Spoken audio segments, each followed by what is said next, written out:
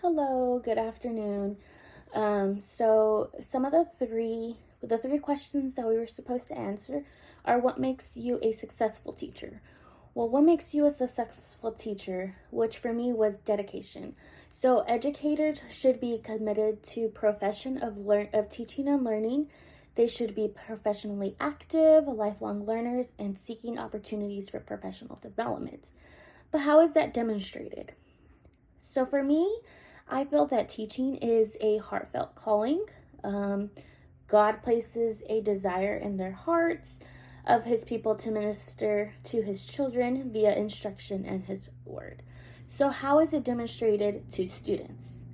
Being on time, having the consistent attendance, active classroom involvement, and prompt completion of work.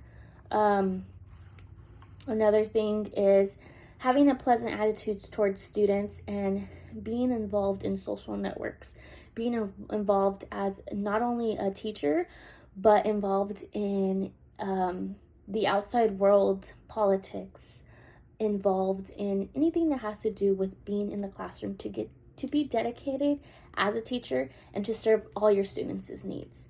So what do you need to grow as a teacher? For me is gonna be high expectations and reflection. And with that one was educators should believe that all students can learn and should set a support realistic expectation for student success. So one of the biggest things as being an educator and a student is that reflection is key. We do a lot of things, but reflection for me is one of the things that helps me become someone better. So how can it be demonstrated for us to be a successful teacher is monitoring and adjusting actions according to relative practices, avoiding scared behaviors. It may be broken, but it can be improved, and we can always work on it. Observing others in practice and learning for our own experience, asking questions to colleagues and supervisors, and making time for reflection process every day. So I think that's very important. And lastly, the last question was,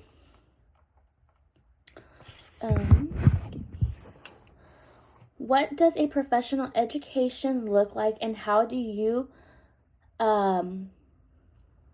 behave?